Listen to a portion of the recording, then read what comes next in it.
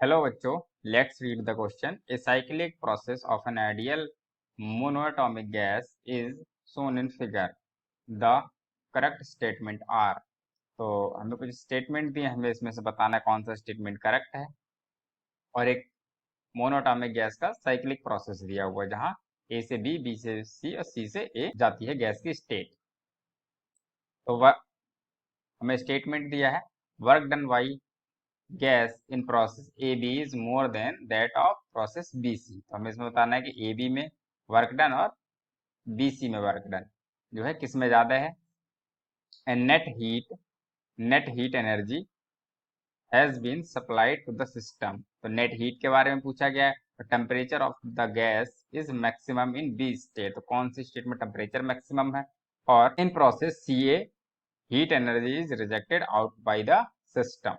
CA में हमसे पूछा गया कि हीट एनर्जी सिस्टम से रिजेक्ट कर रहा है या सिस्टम एब्जॉर्ब कर रहा है। तो हम इसे सॉल्व करेंगे। उससे पहले हम देख लेते हैं हमारा इसका की कॉन्सेप्ट क्या होगा। की कॉन्सेप्ट हमारा क्या होगा ना, हम जो जो चीजें निकालनी है हमें उन्हीं के फॉर्मूले यूज करने हैं। सबसे पहले है वर्क डन पूछा गया है, तो वर्क डन का फॉर्मूला क्या होता है हमारा इंटीग्रेशन ऑफ पी डीवी। ठीक है, तो एक हमारा कॉन्सेप्ट में ये फॉर्मूला यहाँ पे यूज होगा इस क्वेश्चन में। और हीट हमसे पूछी गई है, टेम्परेचर भी पूछा गया है। तो हीट कैसे निकालते हैं, हीट का फॉर्मूला हम थर्मोडायनेमिक फर्स्ट लॉ से लिखते हैं, Q is equal to delta U plus W।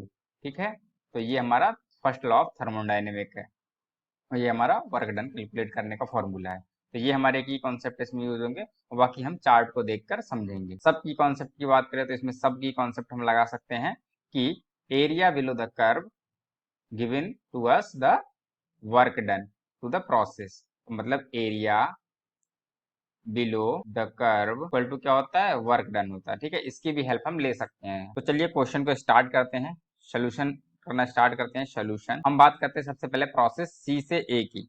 तो सी से ए में क्या है, देखिए सी यहाँ पर है, ए यहाँ पर है, ये वी है और ये प्रेशर का। सी से ए में प्रेशर चेंज हो रहा है लेकिन वॉल्यूम क्या है, कांस्टेंट है। तो हम लिखते हैं सी से ए में सबसे पहले शीशे में क्या है, volume is equal to constant. Volume constant है, अगर जब वॉल्यूम कांस्टेंट है तो D V is equal to क्या हो जाएगा, जीरो, क्योंकि वॉल्यूम में change in volume is zero. तो अगर हम वर्क डन निकालेंगे तो वर्क डन का फॉर्मूला क्या होता है, इंटीग्रेशन ऑफ पी डीवी। जब डीवी की वैल्यू ही जीरो है तो वर्क डन की वैल्यू क्या आ जाएगी, जीरो। तो यानी कि वर्क डन आ गया हमारा जीरो। कौन से प्रोसेस में, वर्क डन इन सी से ए में। ठीक है, ये आ गया हमारा सी से ए के लिए वर्क डन। अब हम यहाँ बात करते हैं वर्क डन इन बी से सी में। तो बी से सी में बात करते हैं तो बी से सी में क्या है, प्रेशर कांस्टेंट है और वॉल्यूम में चेंज हो रहा है।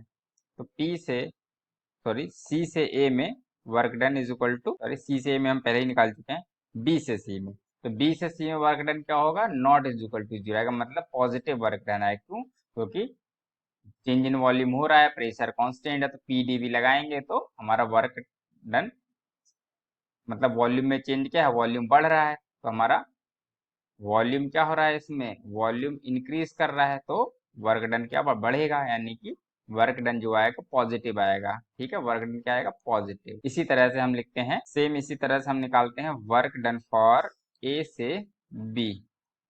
तो ए से बी के लिए वर्क डन क्या लिख सकते हैं हम, ए से बी के लिए वर्क डन होगा हमारा, देखते हैं हम, ये है आइसोथर्मल प्रोसेस जहाँ ए से बी जा रहा है, यानी कि हमारा क्या हो रहा है इस ए से बी में, ए से बी के प्रोसेस में क्या हो रहा है, वॉल्यूम कम हो रहा है, यानी कि वॉल्यूम जो है घट रहा है। अगर वॉल्यूम घट रहा है तो हम जब पी डी वी लगाएंगे तो वॉल्यूम माइनस में हो रहा है, जब वॉल्यूम माइनस में हो रहा है तो वर्क डन इन ए से बी क्या होगा, लेस देन जीरो होगा। ये लेस देन जीरो यानी कि हम इसे कह सकते हैं कि ये नेगेटिव हो सकता है।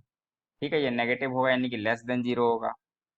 ठीक है, ये नेगेटिव हो जाएगा। तो इतनी चीजें हमने निकालनी, वर्क डन सी से ए में वर्क डन जीरो हो जाएगा, इसे हम इस तरह से लिख लेते हैं, डब्ल्यू सी से ए में जीरो है और डब्ल्यू बी से सी में पॉजिटिव है और ए से बी में नेगेटिव है। अब हम नेक्स्ट देखते हैं आगे, मॉड ऑफ डब्ल्यू के बारे में अगर हम बात करें तो मॉड ऑफ डब्ल्यू क्या होता है, जो हमने की कॉन्सेप्ट में बताया, एरिया बिलो या under the curve, area under the curve या बिलो द कर्व।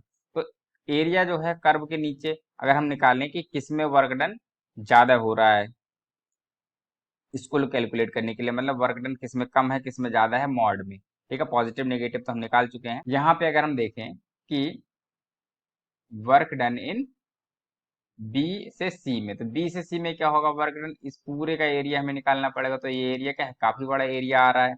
ठीक है, तो बी से सी में वर्क डन जो आएगा, और हम वर्क डन निकाल रहे हैं ए से बी में। ए से बी में, क्योंकि सी से ए में तो जीरो है ही। तो ए से बी में अगर निकालेंगे, तो अगर हम ए से बी में निकालेंगे तो हमें सिर्फ एरिया किसका निकालना पड़ेगा, इस वाले कर्व के नीचे का, यानी कि जो हमने रेड कलर से मार्क किया है। तो ये बड़ा वाला एरिया क्या है, ज्यादा है, ये बी से सी, सी से फिर नीचे तक, और यहाँ से यहाँ तक, और फिर ऊपर तक। ये हो गया हमारा बी से सी में वर्क डन।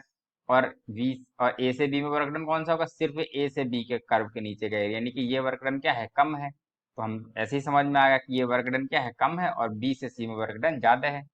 तो हम तो यहाँ पे लिख सकते हैं कि mod of work done B से सी और mod of work done A से बी, तो कौन सा ज्यादा है, बी से सी वाला हमारा बड़ा है। ठीक है, तो हमने कम कम ज्यादा के बारे में भी हमने अंदाजा लगा लिया। अब हम नेक्स्ट देखते हैं, अब हम निकालेंगे net work done, W net. तो नेट वर्क डन क्या होगा, नेट वर्क डन होगा डब्लू ऑफ ए से बी, ठीक है, प्लस डब्लू ऑफ बी से सी, और प्लस वर्क डन इन सी से ए में। तो हमारे इसमें कौन सा जीरो आया था, सी से ए वाला जीरो आ गया था, ये वाला हमारा जीरो हो गया था, ये दोनों हमें पता चल गए थे। तो हम लिखते हैं डब्लू ऑफ नेट। तो work done, net work done हमारा क्या आएगा, जीरो। ये पार्ट हमारा तो जीरो हो गया, ये वाला। और बाकी का हमारा बी से सी वाला हमारा बड़ा है, तो बी से सी वाला हमारा बड़ा है, और ए से बी वाला क्या है, कम वर्क डन, यानी कि छोटा वर्क डन। और हमारा ए से बी वाला ही वर्क डन का नेगेटिव आया था, ये वाला पॉजिटिव आया, तो यानी कि ये वाला कुल मिला के क्या आएगा, ये वर्क डन हमारा नेट वर्क डन आएगा जीरो से बड़ा, यानी कि हम इसे कह सकते हैं कि ये पॉजिटिव वर्क डन आएगा। ठीक है, तो वर्क डन हमारा पॉजिटिव आ गया, नेट वर्क डन। अगर नेट वर्क डन पॉजिटिव आया है, तो हम अगर थर्मोडायनेमिक का फर्स्ट लॉ लगाते हैं, जिसमें हम लिखते हैं delta U is equal to Q net minus W net. ठीक है, ये हम नेट निकाल रहे हैं सभी। इंटरनल एनर्जी में नेट चेंज बराबर होगा गिवन हीट, जो हीट दी है वो नेट, और माइनस वर्क डन नेट। तो वर्क डन नेट हमारा जीरो से बड़ा आया है, और क्यू नेट और यू नेट, तो यू नेट की वैल्यू क्या हो जाएगी, जीरो हो जाएगी। क्योंकि इंटरनल एनर्जी में जो है साइक्लिक प्रोसेस के लिए क्या होता है, for cyclic process, for cyclic process delta U क्या होती है, जीरो होती है। क्यों, क्योंकि इनिशियल स्टेट और फाइनल स्टेट दोनों सेम ही होती हैं, जहां से स्टार्ट हुआ फंक्शन वहीं से पहुंच जाती है गैस इसी स्टेट में। तो स्टेट तो दोबारा से वहीं पे आ गए, तो इंटरनल एनर्जी में कोई चेंज नहीं। तो ये क्या हम लिख सकते हैं, जब इस वाली इक्वेशन से इंटरनल एनर्जी जीरो हो गई, Q net minus W net, तो हम इसे लिख सकते हैं Q net is equal to क्या होगा, डब्लू ऑफ नेट। और डब्लू ऑफ नेट यानी वर्क डन नेट क्या आया था, पॉजिटिव। तो क्यू नेट हमारी क्या आ रही है, क्यू नेट भी हमारी नॉन जीरो यानी कि पॉजिटिव आएगी, जीरो से बड़ी आएगी, इसे हम लिख सकते हैं पॉजिटिव आएगी। ठीक है, तो हमने एक चीज तो निकाल ली कि जो टोटल एनर्जी है वो क्या आएगी, पॉजिटिव आएगी। और पॉजिटिव का मतलब क्या होता है, एब्जॉर्ब्ड बाय द सिस्टम, यानी कि heat absorbed bye the gas या सिस्टम। तो गैस जब हीट को एब्जॉर्ब करती है, तो हम उस कंडीशन में हीट क्या है, पॉजिटिव। अब हम फिर से देखते हैं बी से सी के प्रोसेस के लिए, जब गैस बी से सी में जा रही है, बी से सी में क्या था, हमारा प्रेशर कांस्टेंट था, प्रेशर कांस्टेंट है। और वॉल्यूम क्या हो रहा था, इंक्रीज हो रहा था, ऊपर बढ़ रहा था, वॉल्यूम इंक्रीज हो रहा था। तो P V is equal to क्या होता है, एन आर टी, ये गैस इक्वेशन होती है, प्रेशर कांस्टेंट है। तो हम इसमें टी की वैल्यू एक बार निकाले रहे, टेम्परेचर अभी हमें निकालना था क्वेश्चन में, इसीलिए हम टी की वैल्यू निकाल रहे हैं। तो ये हो जाएगा P upon N R into V. तो यानी कि टेम्परेचर जो है डायरेक्टली प्रोपोर्शनल आ रहा है किसके, वॉल्यूम के। तो वॉल्यूम इंक्रीज कर रहा है तो यानी कि टेम्परेचर भी क्या करेगा, इंक्रीज करेगा। तो टेम्परेचर भी हमारा इंक्रीज कर रहा है, बी से सी में टेम्परेचर जो है इंक्रीज कर रहा है। नेक्स्ट हम देखते हैं सी से ए के लिए क्या हो रहा है। सी से ए प्रोसेस में, तो सी से ए क्या था, सी से ए में हमारा वॉल्यूम क्या था, कांस्टेंट था, वॉल्यूम कांस्टेंट था और वर्क डन हम निकाले थे, कितना आया था, 0। सी से ए आने में वर्क डन 0 था। और पी क्या था, प्रेशर डिक्रीज हो रहा था, प्रेशर डिक्रीज हो रहा था।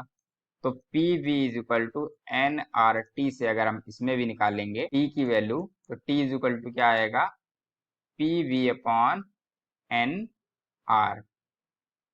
बी तो हमारा कांस्टेंट है तो इसे हम लिख सकते हैं v अपॉन एन आर, सारे कांस्टेंट एक साथ और इधर हम p को, तो यानी कि इस कंडीशन हमारा t डायरेक्टली प्रोपोर्शनल टू किसका है, प्रेशर के। तो प्रेशर हमारा क्या हो रहा था, डिक्रीज हो रहा है, यानी कि प्रेशर डिक्रीज हो रहा है, तो यानी कि इस कंडीशन में टेम्परेचर क्या होगा, टेम्परेचर भी डिक्रीज होगा, टेम्परेचर भी हमारा डिक्रीज होगा प्रोसेस सी से ए में। तो जैसा कि हमने देखा कि सी से ए जाने में गैस का टेम्परेचर डाउन हो रहा है, और गैस का टेम्परेचर डाउन हो रहा है इसका मतलब क्या हुआ कि हम कह सकते हैं कि जो टेम्परेचर है, जो चेंज इन टेम्परेचर है वो लेस देन क्या हो गया, 0 हो जाएगा।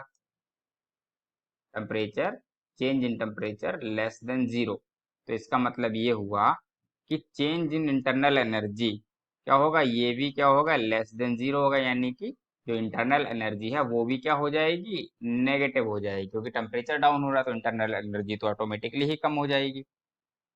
तो हम फर्स्ट लॉ ऑफ थर्मोडायनेमिक्स से अगर हम देखें तो डेल्टा यू बराबर, चलिए इसे ऊपर लिख लेते हैं, डेल्टा यू बराबर क्या होता है, डेल्टा यू बराबर होता है Q माइनस डब्ल्यू। अब ये हम कर रहे हैं सी ए प्रोसेस के लिए, यानी कि सी से ए कंडीशन के लिए। तो सी से ए जब गैस जाती है तो डी यू की वैल्यू हम तो निकाल चुके हैं, क्या आई है, नेगेटिव आ रही है, यानी कि माइनस में आ रही है। और डब्ल्यू कितना आया था, डब्ल्यू हमारा 0 है इस कंडीशन में, तो delta U is equal to सीधे सीधे क्यू आ रहा है। और जब अगर डेल्टा यू माइनस में है तो क्यू भी माइनस में होगा। अगर इफ डेल्टा यू क्या है हमारा, नेगेटिव है, यानी कि लेस देन 0 है, तो Q की वैल्यू भी क्या होगी, लेस देन 0 होगी, कह सकते हैं कि नेगेटिव में होगी। तो जब Q नेगेटिव होता है, हीट नेगेटिव होती है, दैट्स मीन्स द हीट क्या है, रिलीज्ड बाय द गैस, यानी कि हीट जो है रिलीज करती है इस कंडीशन में, यानी कि C से A में जब गैस C से A में आती है, C स्टेट से A स्टेट में पहुंचती है, तो वो गैस को क्या कहती है, रिलीज करती है। तो लिख देंगे हम heat out by the gas. इस कंडीशन में हीट जो है गैस क्या होती है, छोड़ती है, यानी कि बाहर करती है। हम अपने ऑप्शन चेक कर लेते हैं। इसके अकॉर्डिंग हमने क्या था, work done by the gas in process A B is more than process B C. तो किस में वर्क डन ज्यादा था, हमने यहाँ पे भी निकाला था, एरी एरिया से निकाला था। तो वर्क डन किस में आया था अधिक, बी से सी में। तो बी से सी में, यानी कि बी से सी में, तो ये तो हमारा गलत हो गया, क्योंकि इसमें बोला गया है कि ए से बी में ज्यादा है, तो यानी कि पहला ऑप्शन हमारा गलत, बल्कि वर्क डन ए से बी में ज्यादा है, ए से बी में ज्यादा है और बी से सी में कम है। The net heat energy has been supplied to the system. तो अभी हमने यहाँ देखा क्या है, heat absorbed by the gas, मतलब हमने हीट जो है गैस को सप्लाई की थी, तभी तो गैस ने एब्जॉर्ब करी है। तो इसका मतलब हमारा बी जो ऑप्शन दिया है वो क्या है, सही है, बी वाला आंसर हमारा सही है स्टेटमेंट। और third statement, temperature of the gas is maximum in state B. अब हम इसको देखते हैं, हमने टेम्परेचर भी कैलकुलेट किया था, हमने यहाँ पे निकाला था कि टेम्परेचर क्या है, बी से सी में बढ़ रहा था। अगर टेम्परेचर बी से सी में बढ़ रहा था, इसका मतलब क्या है कि बी पे जो टेम्परेचर था और सी पे जो टेम्परेचर था, तो सी पे टेम्परेचर ज्यादा था बी के टेम्परेचर, यानी कि सी का टेम्परेचर ज्यादा था बी से। तो यानी कि हमारा ये स्टेटमेंट क्या हो गया, गलत हो गया। टेम्परेचर ज्यादा कहाँ था, पॉइंट सी पर था बी से, तो ये स्टेटमेंट गलत हो गया सी पे। टेम्परेचर कहाँ अधिक है, सबसे ज्यादा टेम्परेचर जो है सी पर अधिक है।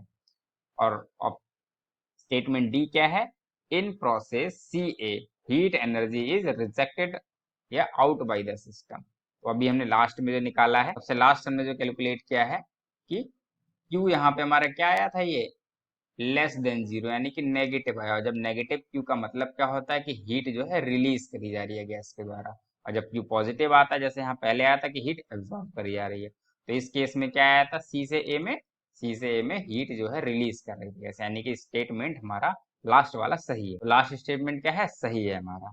I hope you understood very well. Thank you.